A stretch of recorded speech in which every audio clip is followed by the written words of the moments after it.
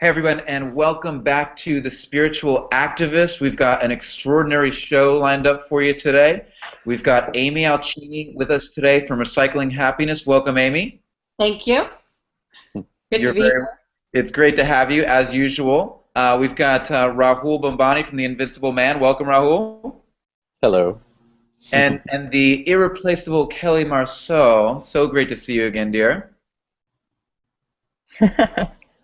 So good to see you again too. Thanks for having me. Yeah, no, thank you. So I'm just going to dive right in here. We've got Amy with us, and Amy epitomizes this idea of spiritual activism, having been on this ride with Marianne Williamson to Congress for the past 6, 7 months now. And not to give away your story, Amy, why don't you go ahead and share with us kind of how that journey emerged from you, how you got hooked up with Marianne, and what you're doing now. Well, thanks for having me on the show, and I'm really happy to be here with you guys. So Marianne Williamson is running for the seat of the U.S. House of Representatives in District 33 out of Los Angeles. And I started going to Marianne's lectures at the Saban Theater, lecturing on A Course in Miracles, which is a spiritual kind of message. And it's a wonderful message each Monday night. And I became friends with Marianne. And shortly after that, she decided that she was considering running for this position.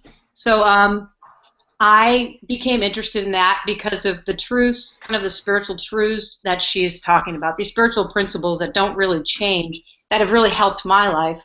So I thought that she'd be a great candidate for our government, which is a little bit ailing right now in its democracy, in taking care and protecting the people, which is what customarily we think the job of government is. So long story short, since October 20th was her announcement, and since then I've been helping her with this run for Congress. She's going to be, the vote is on the vote is on June 3rd for the primary, and if she's one of the top 2 vote getters, then we're going to get through to the regular election, which would be in November.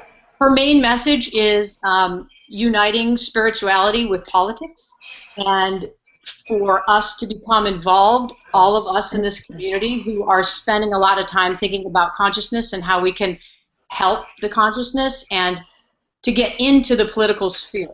So that's her message, and I believe in that message, and I believe in her and how she's taking this into the world to help people, to raise the voice of the people. That's unbelievable. And I remember when she first asked you to be a part of her campaign, and when you called me and said this was going on, I was like, no. You're like, yeah. I was like, oh, wow. And it was so great to see that idea. And that's, this is why we started the show, because there's way too many of us who have these ideas and potentials and this energy to transform our world, yet we sit in meditation and we don't do anything about it.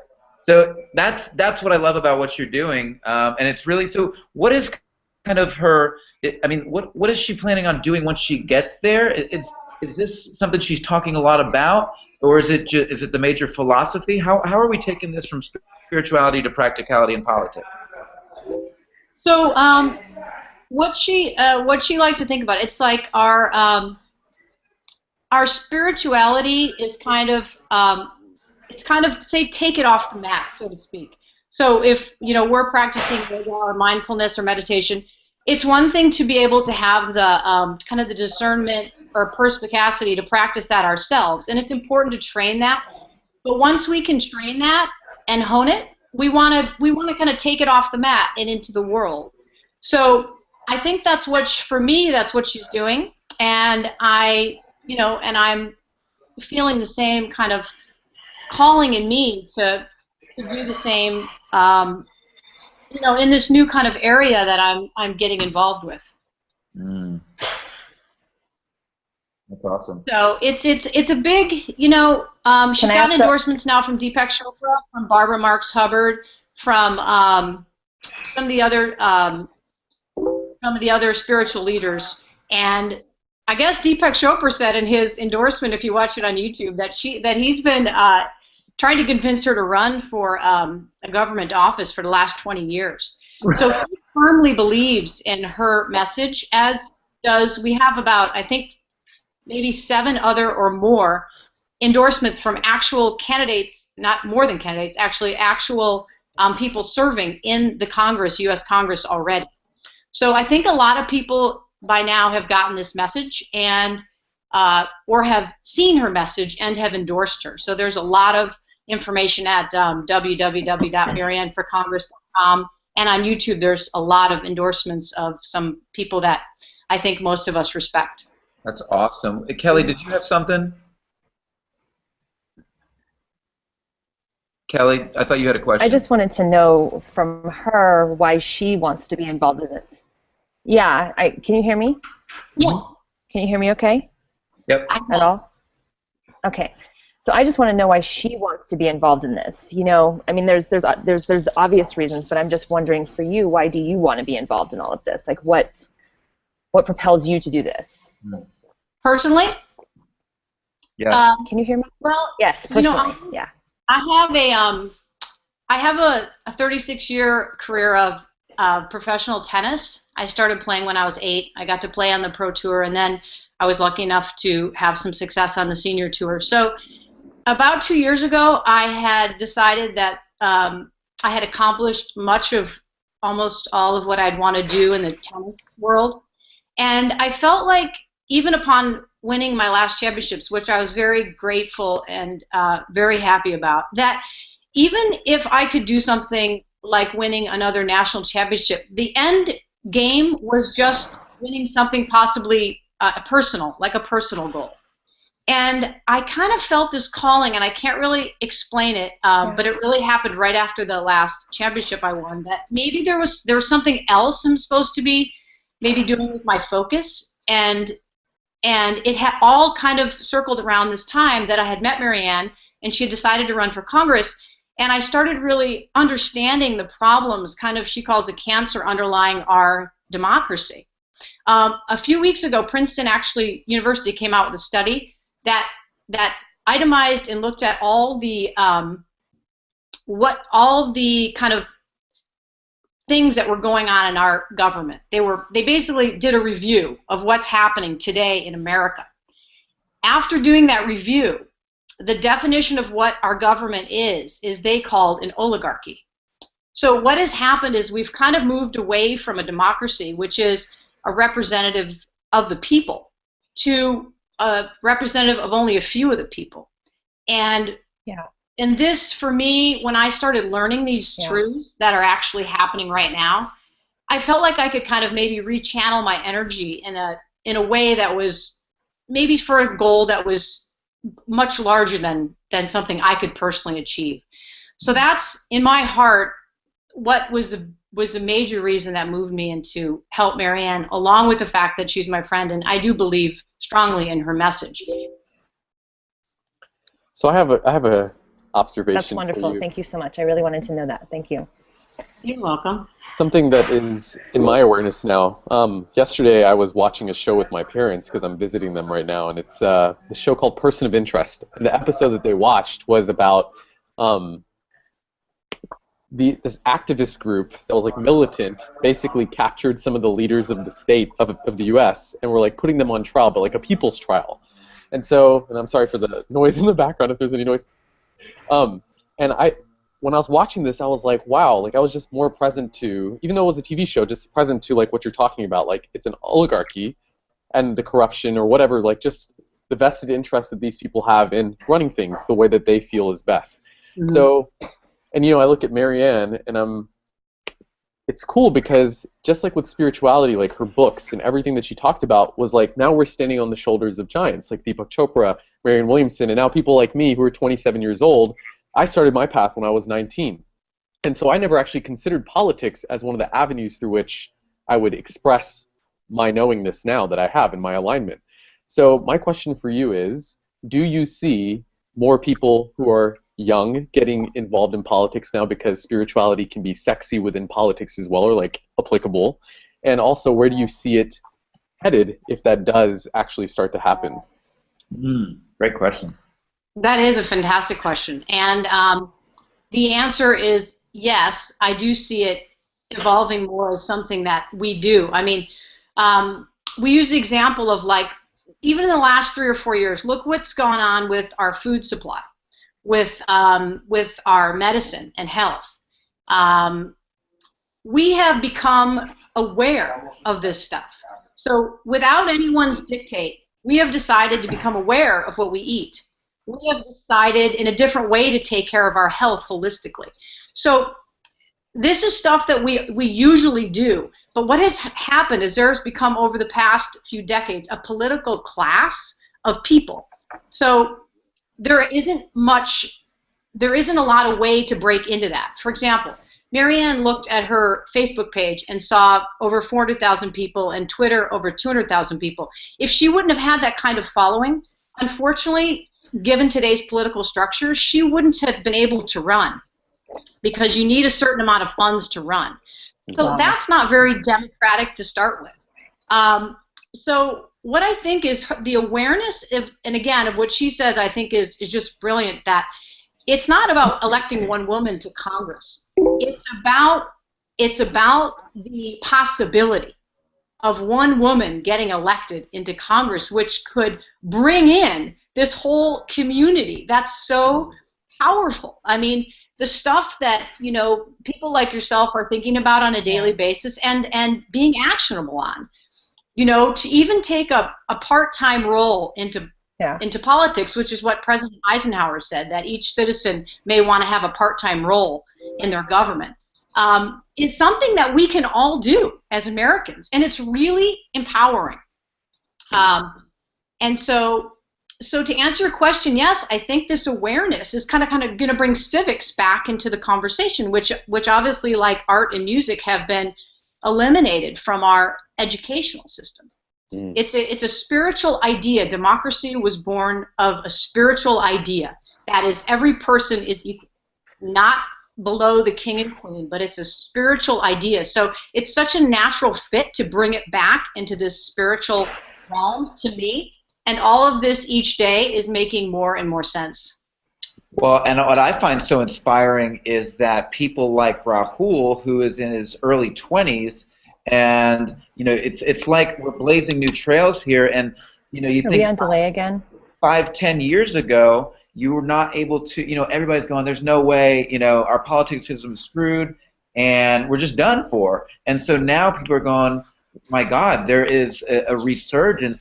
People are actually reimagining what our democracy can be. Like, and that takes a lot. It takes a lot for a society to get rid of the apathy and say, this is not working. What are we going to do to fix it? How are we going to start to inspire our youth again to create something new and of value and get back to that, to your point, spiritual root of democracy, and start to recreate that? Because my God, I mean, we've just been sitting on this, like, ridiculous, and I like how you pointed out oligarchy. I call it a corporate totalitarianism. But I mean, that's what it is. We're owned by the corporations. Government is owned by the corporations, and it's pissing me off. Well, I like that. Which you just stated Marianne's first political platform, Mike. That's exactly her first. When people say, what is her most important issue? You just said it. You know, getting the corporations out of our policy, of our people's, what our people are being able to do and not do. The corporations are setting policy for people, which unfortunately are detrimental. The corporation's primary role is to make money for their shareholders. A government's primary role is to take care of its people. So clearly they're diametrically opposed. And you're right. That is how we have let our system become, with the Citizens United decision 2010, and then most recently the McCutcheon decision in 2014 has kind of put an exclamation point on us getting our democracy back. So, very good point. So there's a broad range of people, age group, that will be watching this show, right? So for those individuals who are younger, let's just say in their 20s, and are doing this work to come to know themselves, and I feel like I'm now entering a phase of my life where I feel like I'm complete with that, in the sense of it being my only focus. Like, that's been my only focus for a very long time, so that I could live my life and build it on a platform that is completely stable, which is who I really am. So, you know, like for me, if you were speaking to me or to people like me, what would you say, what would be something that you'd say to us to encourage us or inspire us to play a more active role, even if it's part-time, in politics and in this whole idea of shifting government to something that's more in alignment with what Marianne stands for and what you stand for? That's a great question, Rahul. What she has encouraged us to do, and what seems like the most expeditious kind of way for me, has been just to take up where I am, literally to take up where I am. So what is your most kind of sacred community? So start there, you know, to start where you feel the most kind of activated and empowered, and, you know, take little steps from there. I've learned so much about government right where I live. I mean, I live in Malibu, California, so there's obviously a city council of 5 people in the city of Malibu, and then there's a state supervisor, and then there is like a secretary of state, which I learned is the person who takes care, or primarily takes care of the elections for the state. So that's a very important role. There are so many different ways we can get involved politically, and different kind of offices that are happening. Like I said, Marianne is a friend of mine, and that's how I originally even got into this kind of thinking about this. I'm not from a political background, which is also, I think, important, because not a lot of us, you know, may or may not have been involved with spiritual a political background, like with our parents, or depending on what they did or not. But I feel like it's kind of like, just look where we are. I mean, you guys who have children, I think it's amazing to start talking to your kids about what our democracy is. I mean, you know, maybe reading parts of the Constitution, or looking at things that Thomas Jefferson or George Washington or John Adams has said. I mean, they say such profound things, and it was really a beautiful thing that happened, you know, when America got its independence. And I think maybe just revisiting that to start is for me, has been very inspirational and motivational. Kelly, do you have something? I don't know, she's been on a bit of a delay, so perhaps she has something. I'm trying to figure out this delay right now. I'm sorry, because like you guys I can't see something. So hold on. Sorry.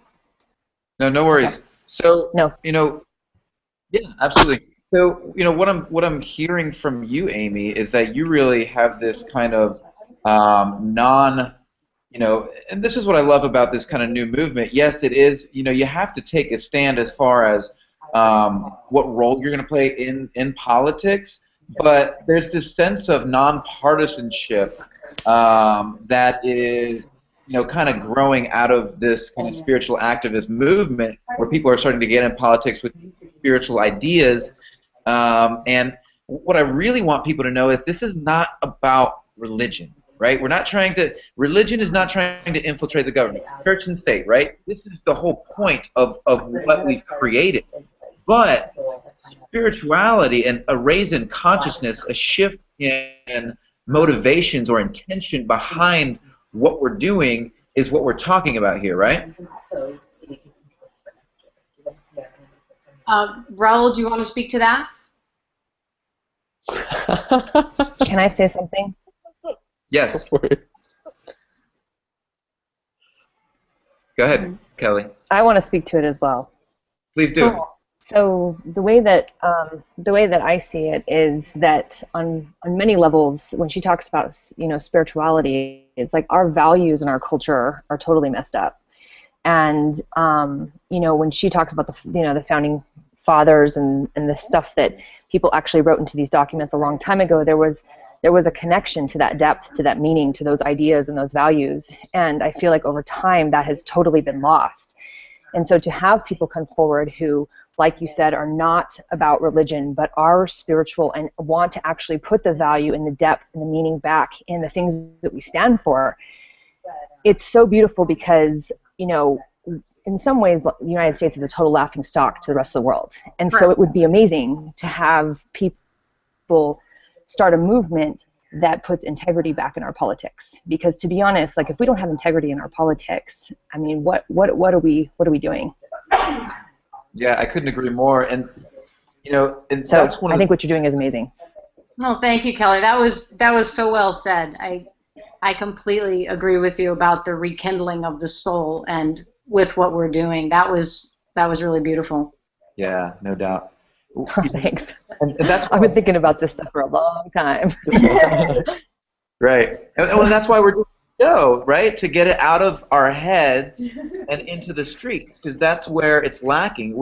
We're heavy in heart and mind. We have that. And so now to be doing this, and I think it's great. And the reason that I bring that up, the difference between spirituality and religion, is because I don't feel like we have to pigeonhole ourselves in order to experience that connection. And I think it's just a greater connection with ourselves, where we come from, you know, our own spiritual origins, as opposed to anyone's specific religious dogma. What bothers me is, it's like, you know, you say, I think it was a joke, you know, in the late 90s, is, oh yeah, if someone tells you they're not religious, they're spiritual, it's like, okay, just pick one, asshole. That's like saying you're bisexual. Come on. And I find that idea to be ridiculous and outdated. What do you guys think?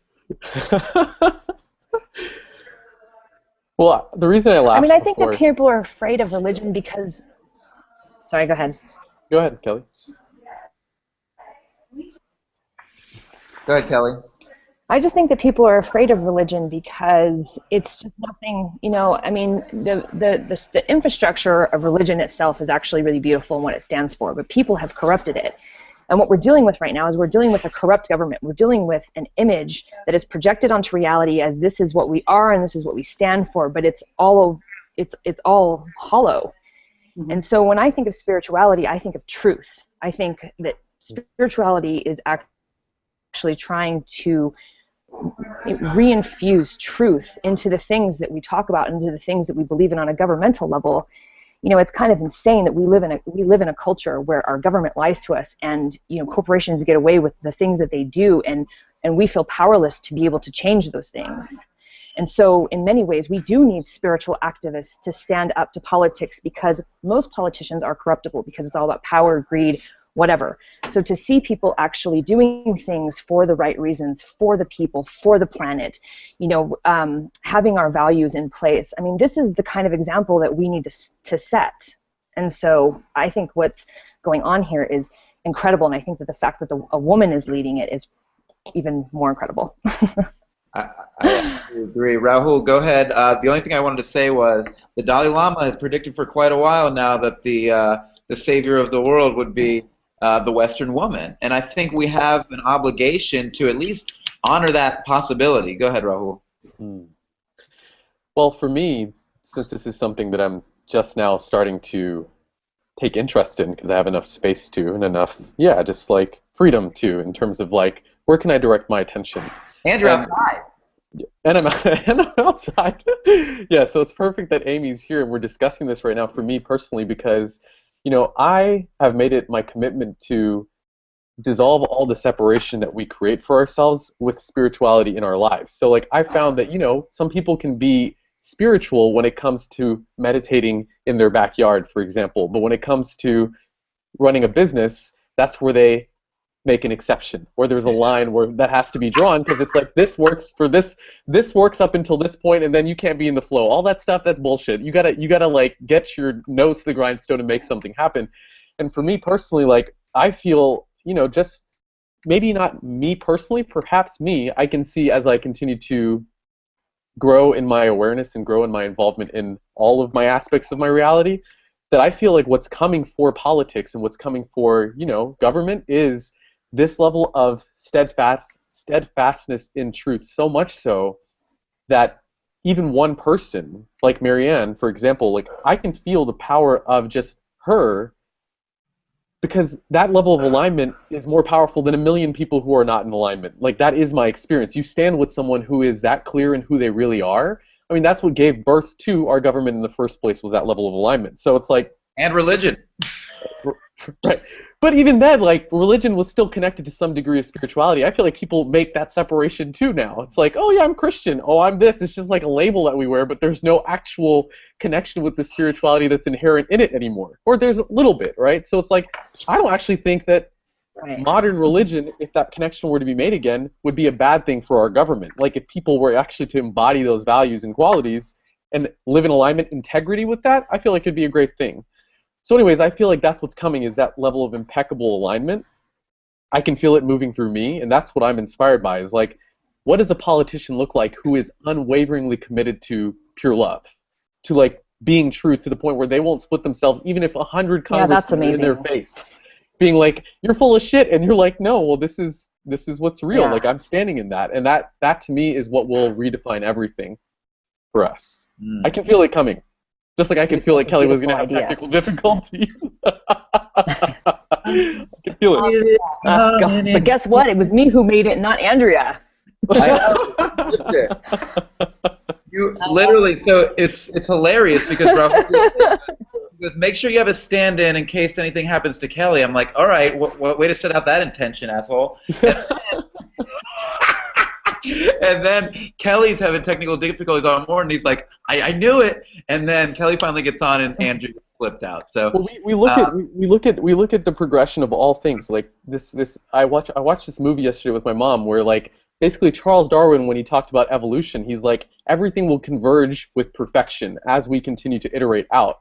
I feel like that's what's coming. I mean, it already is happening. Marianne is a demonstration of that, and whoever stands on her shoulders is going to be even more of that. So the change is already happening. It's already done. I mean, there's like a love mob march for Marianne happening sometime soon. I don't know if it already happened, but like there's this group coming up this week. Yeah. Right. So that's already happening, and that's tremendous. Like, all those beings are now activated, just like me, to this whole new realm aspect of our realities. It's already, the tipping point has already been reached. I can feel it rippling now.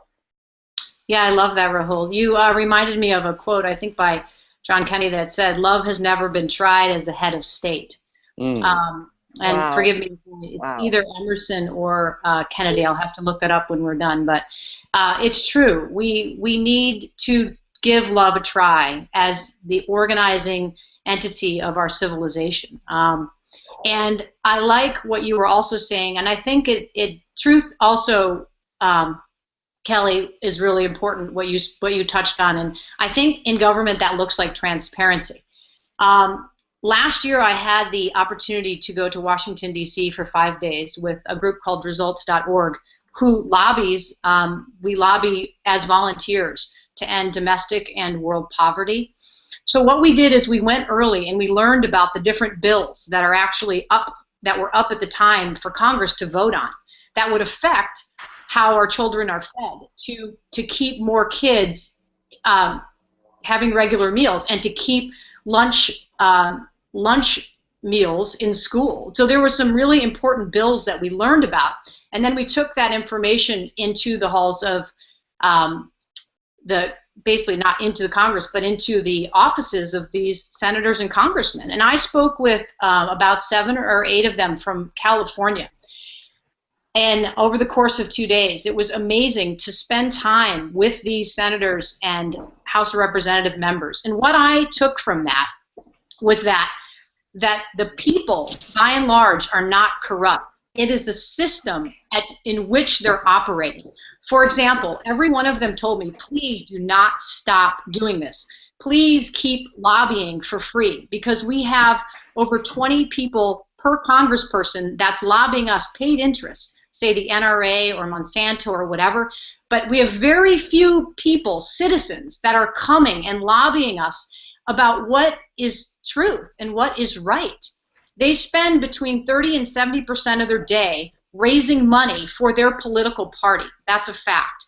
And I read somewhere that it's over $20,000 a day that they need to make to stay in their party. So for example, if you're a Democrat or Republican and you're endorsed by that party, you need to raise a certain amount of money to stay in your party. Now, to me, that makes no sense. I mean, why are we dispersing the energy of these people who've dedicated their lives? This is not an easy thing to run for Congress. I have a lot of respect for people who put their life on hold, their families on hold, there's precious time to represent America, and then get put into a dysfunctional system. So this is subtle, but Marianne understands this point, and that is one of her messages she's going to be taking to Congress, is to help transform the system so that the people can be people, right? So the people can voice our voice as opposed to trying to make money and get reelected. The system we have is broken, and it's not about demonizing the people. This has been a really big revelation in terms of learning about this, and I feel good about the majority of the people that are there. I love that. That is not to say there's always corrupt people in every environment, whether you have religion or education or whatever. There's always those few people, but I believe in this system of government we have, and I do believe in the people that are there trying to change it, like the Elizabeth Warrens and the Angus Kings and the Bernie Sanders and the Dennis Kucinichs, who I've been able to see again quite a bit recently, has been out here endorsing Marianne Williamson. So these people believe, and when you're around them, like you said, you believe. It's very, very easy to do because a message is all about truth and love. Right. And there's nothing more powerful in the universe than an idea. And so now having these new ideas, and they're really old ideas, but we're just kind of bringing them back around again. My question for you is, this is more on a practical level, is what does the campaign actually look like out there? What are the advertisements that are going on? You know, whenever I think of a political campaign, all I see is smear tactics all across the television. What kind of ads is Marianne running, and what kind of ads are her competitors running? Well, that's a great question. From the very beginning, Marianne said that she sees this as a job. We're selecting people for a job position, right? So these people are not her opponents. They're other people that are running for the same job. So we're electing someone through, say, this process of learning about the candidates. And I've always liked that, right? So no one that, from the beginning, from the outset, no one that she's running against is an opponent. They're all colleagues. So that was the first thing I really liked. And then the second thing is that because of her spiritual background of 30 years and really like walking the talk in terms of her spirituality, I mean, she has published over 10 books, 4 have been bestsellers on the New York Times list. She does not believe in any kind of negative talk about anyone, right? The idea is amplifying our message so that it's more compelling and it's more attractive than these messages, which it is inherently, right? So it's not like that we need to do anything special. We just need to live our truth, and in the hopes that people's soul resonates to what their soul is. So there is no need for any type of negative campaigning. All she's doing, and she has in the past, is simply pointed out some differences that people might like to know with candidates. That's to the extent of how her advertising has gone. She basically stays very true to her message and doesn't diverge on that while speaking highly of other people. Which, again, are they reciprocating, Amy?